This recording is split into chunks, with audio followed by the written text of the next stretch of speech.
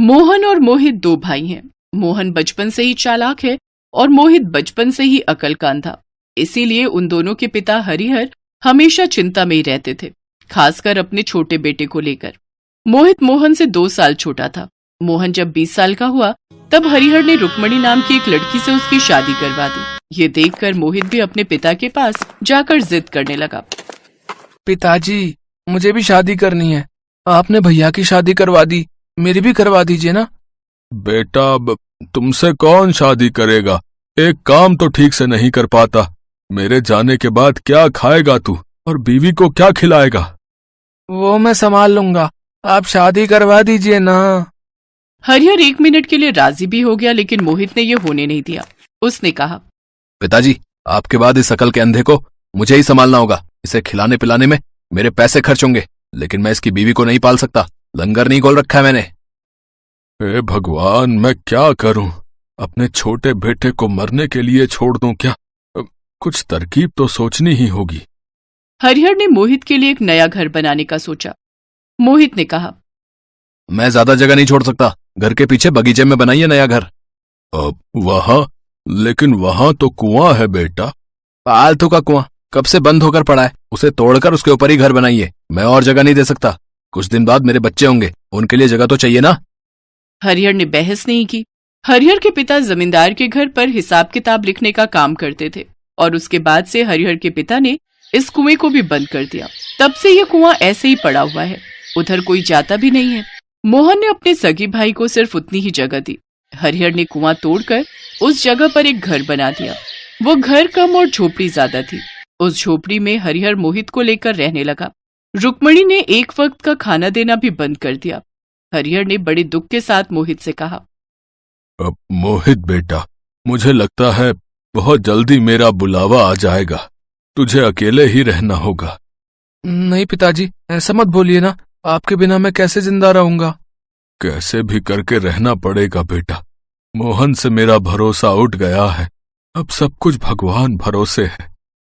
और उसी रात जब हरिहर सोया हुआ था, एक सांप ने उसे काट लिया और नींद में ही हरिहर चल बसा। सुबह मोहित ने ये देखा और रोने लगा।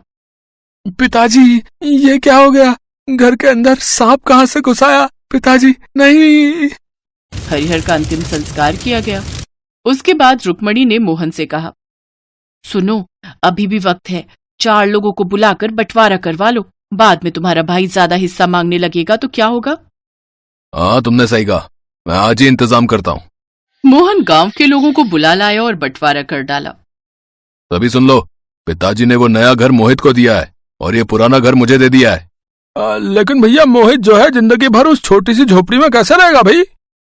क्यों नहीं रह पाएगा? उसकी तो शादी भी नहीं होगी। एक आदमी के लिए वो झोपड़ी काफी है। मोहित को इन सब चीजों से कुछ फर्क नहीं पड़ता था। वो अभी भी अपने पिता के शोक में डूबा था। सबके सामने बंटवारा हो गया और मोहन खुशी खुशी अपनी बीवी को लेकर रहने लगा। दोनों ने मोहित से हाल पूछना भी बंद कर दिया। रुक्मणी हर रोज अच्छा अच्छा पकवान बनाती और मोहित झोपड़ी में बैठकर सूखे साग उबाल कर खाता। मोहित हर रोज तालाब के पास साग लेने जाने लगा और एक दिन दोपहर को उसने एक लड़की को तालाब में कपड़े साफ करते हुए देखा। उस लड़की का नाम मालती था। मालती गांव की ही लड़की थी। वो अनाथ थी और लोगों के घर पर काम करती थी। मालती ने भी मोहित को देखा। तुम हर रोज यहाँ साग लेने आते हो क्या? हाँ, और तुम? मैं कभी कभी आती हूँ कपड़े धोने, लेकिन अब से रोज आऊंगी। मोहित बुद्धू था, लेकिन प्यार का इशारा समझ गया। दोनों हर रोज मिलने लगे और दोनों में प्यार बढ़ने लगा। मोहित ने मालती से कहा, मालती, तुम मुझसे शादी कर ले। अच्छा, बहुत शौक है शादी का। शादी के बाद मुझे रखोगे कहाँ? उस झोपड़ी में? और खिलाओगे क्या? सूखे साग? क्यों, तुम मेरे साथ सूखा साग नहीं खा सकती? खा सकती हूँ, लेकिन सच बताऊं तो इस दुनिया में पैसा ही सब कुछ है। कुछ करो मोहित, काम धंधा ढूंढो, फिर हम दोनों शादी करेंगे और कहीं दूर चले जाएंगे। मोहित काम ढूंढने लगा, लेकिन गांव में सभी को पता था कि मोहित से कोई काम होता नहीं है, इसीलिए किसी ने भी मोहित को काम नहीं दिया। ऐसे ही कुछ महीने बीत गए। मोहित की झोपड़ी के अंदर कभी कभी सांप घुस आता था। मोहित खिड़की बंद करके सोता, तब भी सांप आ जाता था। इस बात से भी मोहित बड़ा परेशान था। ये सांप कहाँ से आ रहा है? ऐसे घर में मैं मालती को कैसे रखूंगा जहाँ हर रात सांप घुस आता है? लानत है मुझ पे। कोई काम भी नहीं मिल रहा है। देर रात हो गई थी। तभी मोहित ने देखा कि एक सांप घर के कोने में बैठ गया। मोहित ने एक लाठी से सांप को हिलाया और वो सांप डर कर खटिए के नीचे चला गया और एक गड्ढे से जमीन के अंदर चला गया। ये सांप तो जमीन के अंदर चला गया। ये जमीन नीचे से खोखली है क्या?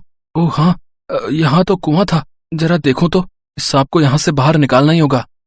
मोहित ने उस गड्ढे के अंदर झांका और उसे कुछ चमकीली चीज दिखी। मोहित ने लाठी घुसाई और लाठी में अटक कर जो चीज बाहर आई उसे देखकर मोहित के होश उड़ गए। अरे सोने का हार, ये तो कमाल हो गया। सोना मिला है मुझे। मोहित ने तुरंत खोदना शुरू किया। अंदर से वो सांप निकलकर झोपड़ी के बाहर भाग गया और मोहित को ढेर सारा सोना मिला। सोने से कुआं भरा हुआ था। वो सोना मोहित के हाथ में आ गया। जो हिस्सा मोहन ने मोहित को दिया था उसी हिस्से में करोड़ों का सोना था। मोहित करोड़पति हो गया और मोहन बस देखता रहा। उसने पूरे गांव को बुलाकर बंटवारा किया था, इसीलिए वो उस सोने पर हक नहीं जमा पाया। उसके खुद के बिछाए हुए जाल में ही वो फंस गया। मोहित ने गांव में अस्पताल बनवाया, स्कूल बनवाया और खुद के लिए एक बड़ा सा महल बनवाया। और फिर उसने मालती से शादी की। गांव में मोहित हीरो बन गया और मोहन पर सब लोग थूकने लगे।